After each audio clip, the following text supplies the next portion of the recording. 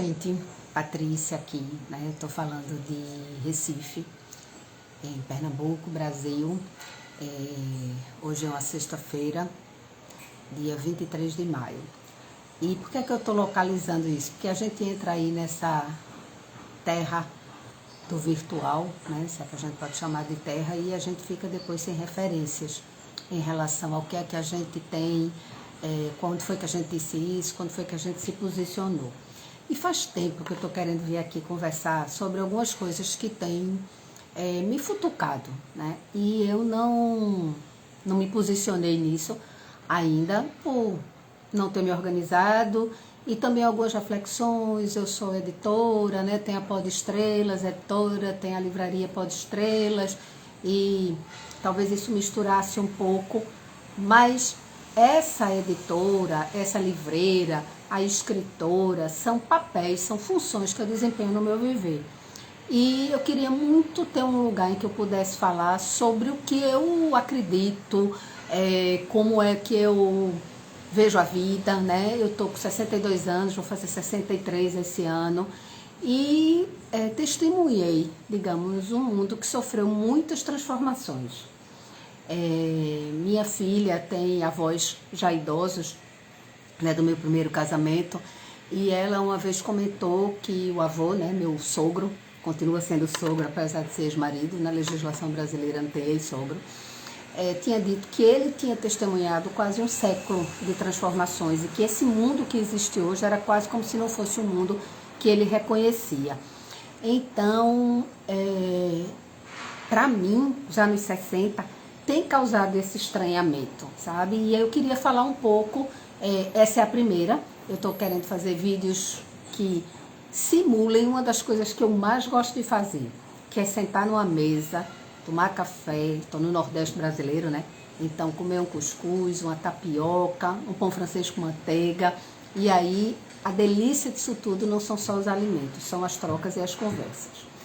Então, assim, minha primeira formação é em ciência da computação, depois eu fiz psicologia, mestrado em psicologia cognitiva, especialização em informática na educação, enveredei pelo xamanismo, pela psicologia transpessoal, e cheguei na arte, né, na literatura, como escritora, como editora, como livreira, como produtora cultural, formadora. Então, esse é mais ou menos o percurso.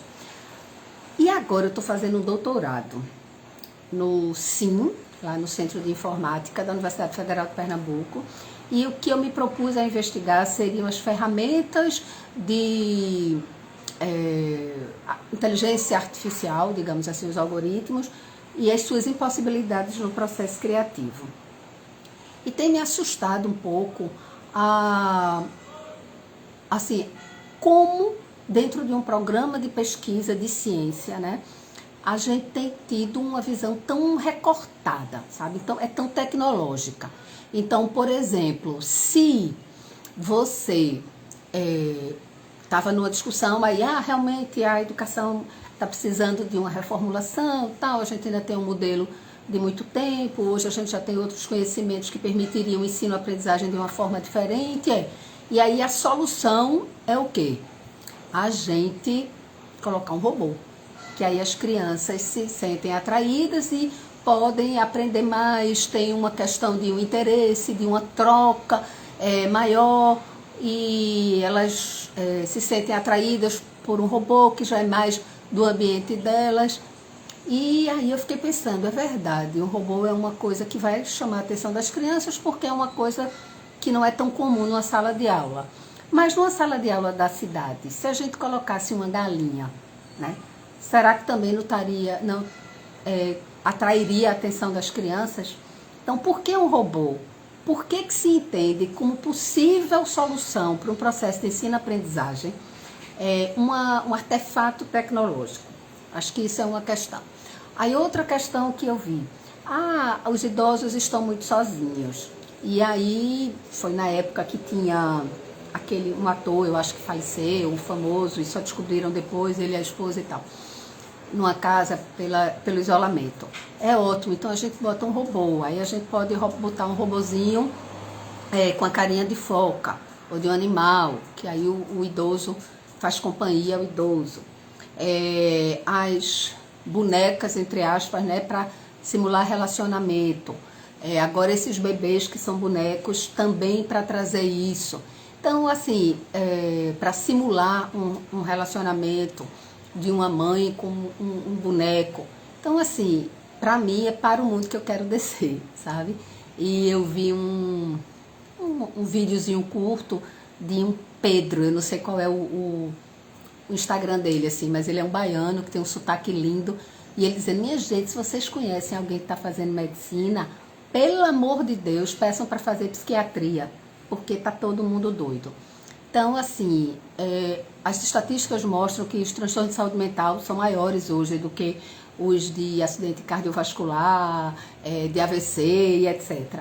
Então, assim, que danado é que a gente está fazendo, né? Com essa ausência de vínculos, com essa falta de responsabilidade afetiva, com um mundo bastante simulado, artificial, com a valorização exacerbada da ciência e os artistas, a cultura, que tanto nos foram fundamentais na pandemia, de alguma forma não estão reconhecidos na sociedade do consumo, do rápido, do substituível, do descartável, né? O comunismo deu errado. E onde foi que o capitalismo deu certo, né?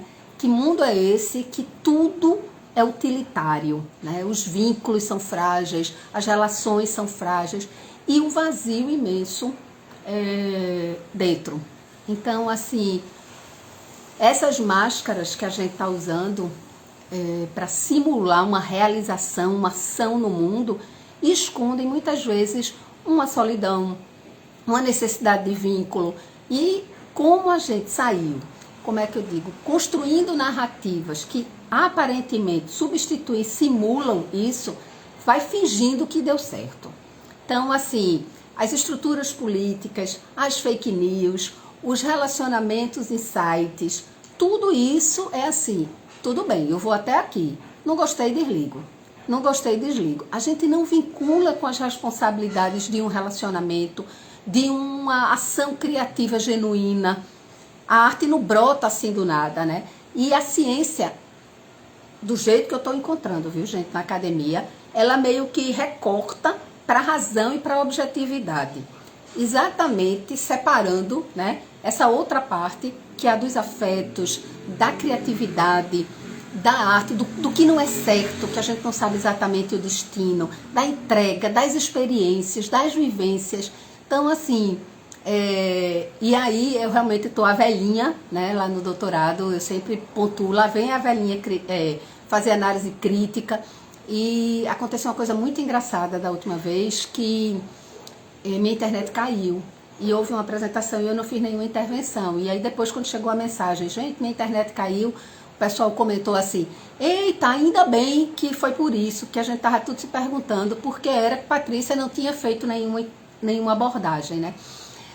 Pensei já em desistir, porque eu disse, esse não é meu mundo, mas depois eu fiquei pensando, será que eu não estou aqui exatamente para mostrar, talvez, que existem outros futuros possíveis, sabe? Uma academia que está produzindo ciência, que está produzindo os programas e os aplicativos que a gente vai usar, que tem uma visão tão limitada do mundo, que não pensa antropológica, sociologicamente, nenhuma noção, assim, questionamento em relação à arte.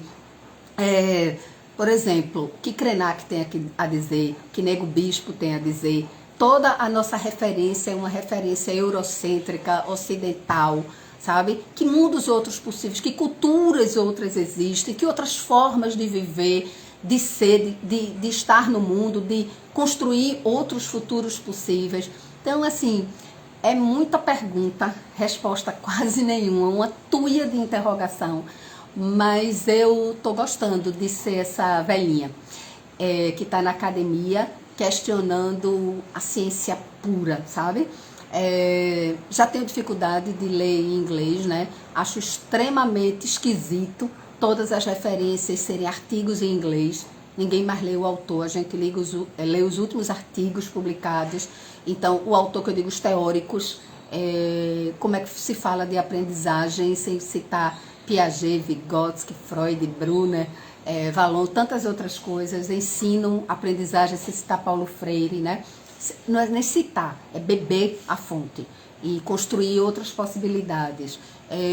Então, assim, como a gente planejar um futuro através das tecnologias que a gente não pensa, por exemplo, a vida não é útil, de Krenak, né?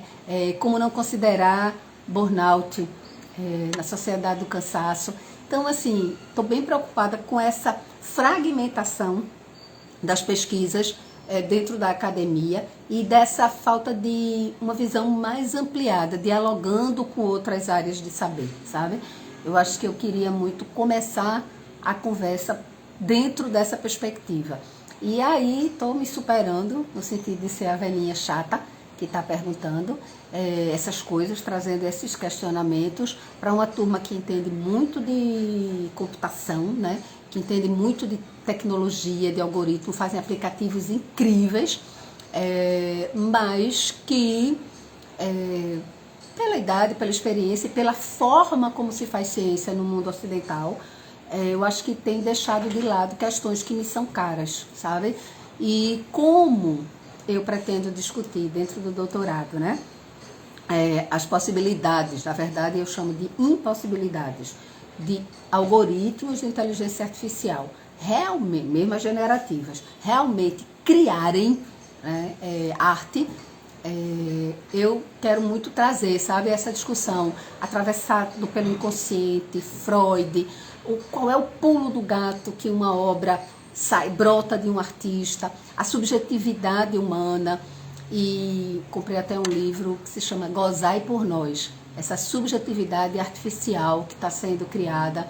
Então, assim, são muitos diálogos possíveis que eu estou querendo construir aqui, sem muito um compromisso com as funções ou com as máscaras que eu tenho nas minhas relações sociais. Então é assim, Patrícia aqui podendo dizer besteira, podendo brincar. Imagina que vocês estão comigo, quem está participando da live, né? Numa mesa, tomando um café da manhã, na beira de uma praia ou na beira do sítio, que são dois ambientes que me são muito caros, sabe? Então, assim, eu acho que essas seriam as primeiras futucadas que eu queria trazer para cá, sabe? Então, que mundo é esse? Se a gente está feliz dentro desse mundo virtual, sem tempo, sempre produtivo, e que está provocando um vazio e uma solidão muito grande. E essa é a queixa. Mas que alternativas? Eu detesto ficar nesse negócio, isso, coitadinha, não sei o quê. Não, isso é uma impossibilidade, esse é um desafio. E que alternativas a gente tem para que isso não se estabeleça como um único caminho possível, sabe? Então, eu acho que isso é muito, muito gostoso. E quando eu falo aqui, assim, a velhinha do doutorado, né, é que para mim foi muito gostoso envelhecer. Eu queria deixar isso registrado aqui também. Não é que eu me sinta a velhinha como se fosse uma exclusão. Muito pelo contrário. Para mim foi e está sendo fantástico envelhecer, enfrentar a menopausa. Achei maravilhoso, sabe?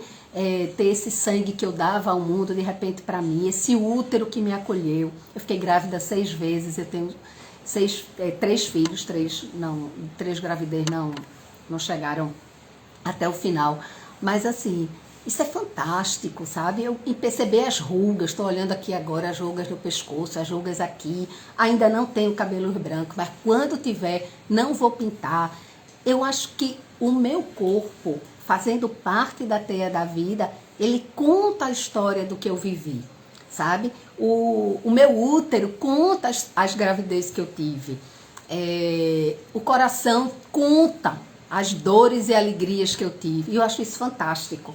Então, quando eu penso que se supõe que uma tecnologia, um artefato, uma ferramenta pode proporcionar as mesmas experiências que o encontro de humanos proporciona, eu fico muito triste. Outro dia eu vi aqui um exemplo de uma pessoa que eu acho que era da área de tecnologia, não sei exatamente, nas redes, né? Ele dizendo quanto a inteligência artificial, digamos assim, os algoritmos, os aplicativos já estão desenvolvidos no presente, não é daqui a um tempo, não. Então, ele contava que ele ia ser pai pela primeira vez, a esposa dele também ia ser mãe pela primeira vez, e ele ia para os Estados Unidos. Então, lá o enxoval de bebê, eu acho que é mais barato, não sei, alguma coisa assim, e ele não tinha ideia do que precisava comprar lá. O casal concordou que era bom comprar lá porque era mais barato. E aí ele entrou no ChatGPT, pediu para o ChatGPT relacionar qual seria o enxoval básico para bebê. O chat fez isso para ele. Ele colocou isso no novo aplicativo aí, que eu não sei o que é, que pesquisou lá nos Estados Unidos quais eram as lojas que tinham aquilo, os melhores preços, tarará, tarará. E ele deu o endereço do hotel que ele estaria, onde essa mercadoria seria entregue. E foi isso, e aí ele já chegou tudo resolvido, e ele trouxe para o Brasil. Claro que é uma tecnologia que revoluciona a nossa forma de estar no mundo. Mas eu fiquei pensando quanto foi precioso para mim, o quanto eu guardo de memória minhas idas às lojas para procurar roupinha, para ver o macaquinho, para o sapatinho, a luvinha, a fralda, sabe? Minha sogra pintou as fraldinhas para marcar como seria da minha filha, os lençóis bordadinhos à mão que estão sendo usados agora no meu neto. Então, assim, quando se perdeu, né, de experiência, de vínculo, sabe? O gozo humano, gente, numa relação sexual. Que coisa fantástica. Quem viveu sabe o quanto isso é. Não existe como descrever isso. E como é que a gente pode estar possibilitando essa anulação da humanidade? Como é que a gente está querendo ficar mais parecido, renunciando a essa humanidade para a gente ser robô, sabe? Então isso, tem algumas perguntas, essa não é uma pergunta minha, é de quem eu não tenho medo, eu acho que é um Micael, não sei exatamente como se pronuncia, ele é maravilhoso. Ele diz assim, eu não tenho medo dos robôs se assemelharem a humanos, isso é impossível. O que me choca é os humanos se assemelharem a robôs. Então, assim, a subjetividade, a memória, a dor, o amor, o tesão, a angústia, sabe? Isso tudo, para mim, que torna a experiência rica, sabe? A experiência de viver, o ciclo. Eu já me aproximando mais da morte do que da minha origem da vida, né? Com certeza eu tenho menos tempo de vida do que eu já vivi. Então, assim, e ir com alegria, sabe? Eu digo muito que quando chegar a minha hora, eu vou sambando, ou frevando, como é aqui em Pernambuco, pela alegria de ter vivido uma vida plena. Bonitinha, fofinha, lindinha, sem problemas de jeito nenhum. Minha trajetória, minha jornada foi extremamente desafiadora, mas muito bonita, porque foi inteira, foi intensa. Está sendo ainda, né? Então, assim, é só para a gente anunciar esse meu projeto de conversas aqui, conversas que eu tenho muitas vezes em consultório, né, que eu atendo ainda, e vejo o que chega. Aliás, foi um dos ambientes que mais me ensinou a riqueza da singularidade, da diversidade, do não julgamento, de um comportamento que às vezes socialmente é avaliado como errado, e quando a gente vê as causas, as origens, como é belo, né, essa coisa do humano, como isso se constrói. Então, eu acho que isso me ajudou muito a ser canal do sagrado, a ser como Fernando Pessoa, Deus quer, o homem sonha, a obra nasce. Ele me inspira bastante, e outros pensamentos que depois eu vou trazendo por aqui, mas que é isso, me sentir fazendo parte dessa teia, sabe, como a formiga, como o sapo, o rato, o leão, a árvore, o mar, o rio, a pedra, e isso tudo a gente interagindo, e como eu me entrego a esse ciclo, sabe, de início, meio e fim, e um renascimento e tal, tanto simbólico quanto biológico. Então, que a gente possa conversar aí sobre, não é uma conversa, né, infelizmente, é assíncrono isso, mas que a gente possa pensar sobre as possibilidades, né, que a gente tem do viver e de transformação de futuros.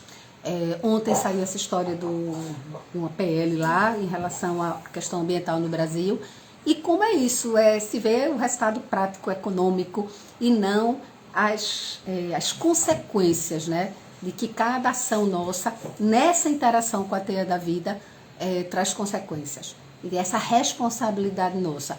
Então, voltando agora, né, para o robô na sala de aula, o robô Foquinha com os idosos, o boneco, que é um bebezinho, e como a gente está precisando desse faz de conta, que talvez seja por conta de uma infância que nos foi roubada. Desde muito cedo a gente está tendo que produzir, estudar, tem aula de inglês, natação, blá, blá, blá, para um futuro que nem chega, e quando a gente chega nesse futuro, deixou para trás a infância. E talvez a gente esteja precisando brincar agora mais disso, sabe? E, então eu acho que quero muito trazer esse questionamento da tecnologia e da humanidade, da criatividade, da forma de estar no mundo e dessa conexão verdadeira, da gente chegar juntinho, da gente partilhar. E essa experiência, por exemplo, eu tenho não só comigo, né, quando eu estou escrevendo e tal, mas como editora, como é rico essa troca, você vê o processo assim, criativo acontecendo, testemunhar isso, e de repente você vê lá na frente o livro, e depois os leitores, né? E as leitoras, às vezes trazendo camadas de significação e interpretação que a gente nunca pensou, nem no processo criativo, nem no processo editorial, nem na mediação, quando a gente está numa livraria. Isso é muito lindo. A arte existe porque a vida não basta. Ferreira Goulart já ensinou isso pra gente. Jung é algo que me inspira bastante. Liz da Silveira, trazendo a questão da loucura e da arte, e tantas outras coisas. Então, assim, hoje está bem confuso, né, os pensamentos trazendo, mas o que eu quero mostrar é isso. Eu quero muito trazer essas possibilidades de discussão, sabe? Eu falo de um lugar que eu tenho uma herança, digamos, uma ancestralidade de uma mãe que viveu no mato. Minha mãe era de Lagoa dos Gatos, numa região agreste aqui de Pernambuco. Meu pai que viveu junto da praia, que ele era de Olinda, junto do mar. E eu estou no Nordeste do Brasil. Então, isso tudo não pode ser desconsiderado na minha forma de ser no mundo. Eu estou no século XXI, no Ocidente, no Brasil que chegou a ser Brasil como está agora. Então, para mim, são coisas assim que isso constrói a minha forma de pensar e de ser, e as minhas perguntas no mundo. Então, é mais por aí, tá certo? Então, o tema de hoje especificamente, me posicionando em relação à minha liberdade de brincar aqui, como Patrícia mesmo, independente dos papéis que eu exerço, mas hoje eu queria refletir isso. Por que é que a gente está precisando de ferramentas tecnológicas para suprirem ou para substituírem o vazio que a nossa humanidade está provocando na nossa existência hoje, tá? Então, vou tentar salvar aqui, que eu não sei muito como mas a gente vai se encontrar outras vezes por aqui, tá bom? Obrigada. E como é que eu saio daqui?